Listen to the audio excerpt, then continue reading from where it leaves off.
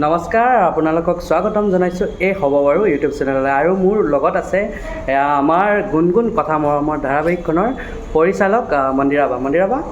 নমস্কাৰ আপোনালোক সকলোকে আৰু কংকনৰ প্ৰত্যেকজন ভিউৱাৰ্ছলৈ মন্দিৰাৰ ফালৰ পৰা মোৰ ফালৰ পৰা লগতে গুণগুণ কথা মৰমৰ ধাৰাবাহিকখনৰ ফালৰ পৰা আপোনালোক সকলোকে নমস্কাৰ।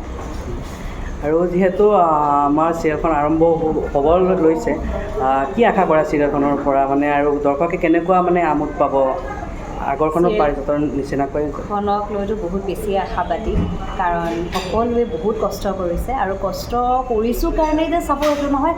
থিমটো ইমান ধুনীয়া, প্ৰত্যেকজন কৰি খোৱা মানুহৰ, প্ৰত্যেকজন কাম বন কৰি খোৱা প্ৰত্যেকজন মানুহৰ লগত ৰিলেট কৰা এটা ষ্টৰী। সকলোৱে নিজকে বিচাৰি পাব, সেইটো কাৰণে বেছি ভাল লাগে।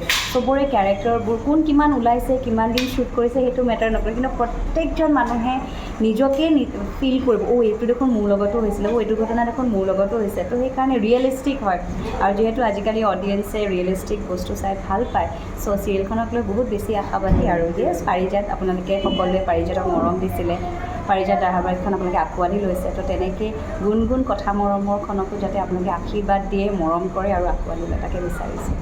আৰু দৰ্শকে এই ধাৰাবাহিকখন ক'ত আৰু কিমান সময়ত আৰু কোন তাৰিখৰ পৰা চাব পাৰিব? সোমবাৰৰ পৰা শনিবাৰলৈকে আপোনালোকে চাব পাৰিব ৰেঙনি চেনেলত, 4 ডিচেম্বৰৰ পৰা 7 বজাত আৰু ৰাতি 10 বজাত। ধন্যবাদ। আপোনালোক সকলোৱে ধাৰাবাহিকখন চাব আৰু মৰম দিব বুলি আশা কৰিছোঁ, আৰু লগ পাম নেক্সট ভিডিঅ'ত। আজিলৈকে বাই বাই।